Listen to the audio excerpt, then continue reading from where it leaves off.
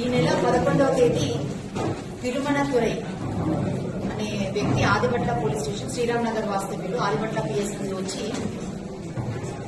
early morning 11th రోజు early morning 1:32 మధ్యలో కొంతమంది వ్యక్తులు తన ఇంటిలోకి ప్రవేశించి వాచ్మెన్ తర్వాత అతని కంపెనీలో వర్క్ చేస్తున్నటువంటి ఒక వ్యక్తిని తాళ్లతో బంధించి కొట్టి వాళ్ళ దగ్గర నుంచి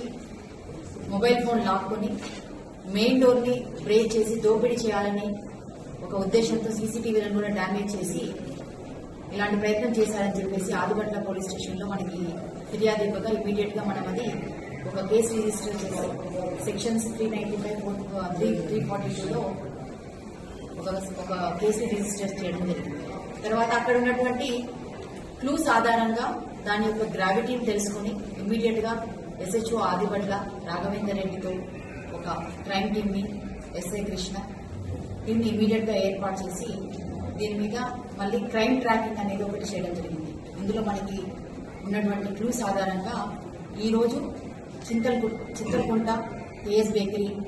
మనసిలిపురం లిమిట్స్ లో మళ్లీ సమావేశమైనటువంటి ఈ అఫెండర్స్ ని మొదటగా 17 మంది వ్యక్తుల్ని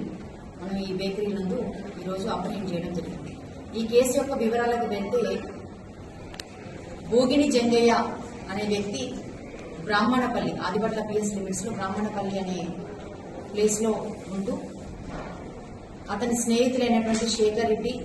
మహమూద్ ఈ ముగ్గురు కలిసి ఎలాగైనా సరే ఈజీగా డబ్బు సంపాదించాలని చెప్పేసి వాళ్ళు ఫ్రీక్వెంట్ గా ఇంటరాక్ట్ అవుతున్న సమయంలో తుర్కయంజాల్లో ఉన్నటువంటి తిరుమణతురై అనే ఒక చెన్నై బిజినెస్ మ్యాన్ చాక్లెట్ వ్యాపారి అతని ఇంట్లో భారీగా నల్ల డబ్బు 950 కోట్ల వరకు భారీగా నల్ల డబ్బు ఉందన్న ఇన్ఫర్మేషన్ ఆ ఇంట్లో పనిచేస్తున్నటువంటి పాత వాచ్మెన్ కొని అది ఎలాగైనా కాజేయాలన్న ఉద్దేశంతో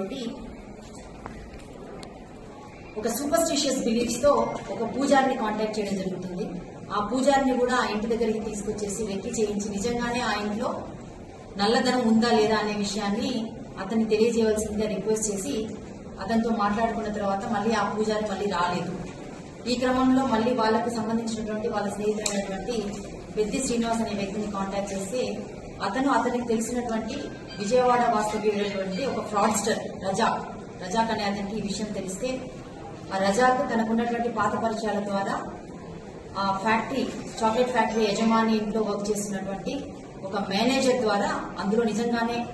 నల్ల డబ్బు ఉందని కన్ఫర్మేషన్ చేసి వీళ్ళందరూ కలిసి ఒక ప్లాన్ చేసి రజాక్ ఇమీడియట్ గా ఈ విషయాన్ని శ్రీనివాస్ కి తెలియజేయడము మహమూద్ కి తర్వాత శేఖర్ రెడ్డికి వీళ్ళందరికీ తెలియజేసి అదే క్రమంలో తన చేతుల్లో ఇంతకుముందు మోసపోయినటువంటి సతీష్ అనే వ్యక్తికి ఈ లొకేషన్ ని పంపించి నీకు చాలా డబ్బు దొరికే మార్గం నేను నీకు ఫెసిలిటేట్ చేస్తాను, ఆ డబ్బు దొరికిన తర్వాత అందరం సమంగా పంచుకుందామని చెప్పేసి సతీష్ కి ఆ లొకేషన్ ని షేర్ చేయడంతో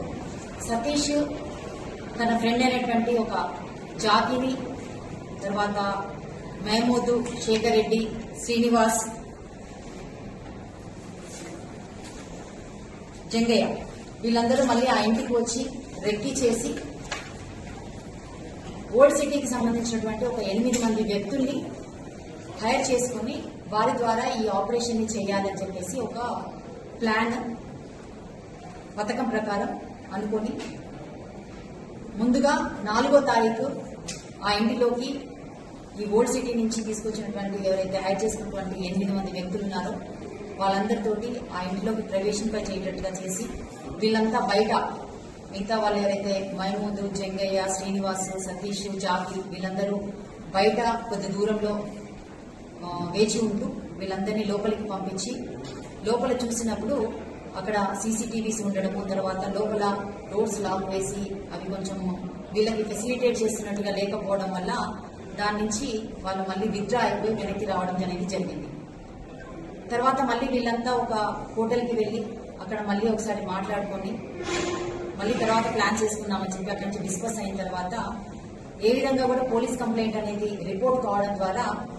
మళ్ళీ వాళ్ళకి కొంచెం బలం పెరిగి మళ్ళీ ఎలాగైనా ఈ ఆపరేషన్ చేయాలి ఈ టాస్క్ చేయాలని చెప్పేసి మళ్ళీ 11వ తారీఖు ఎర్లీ మార్నింగ్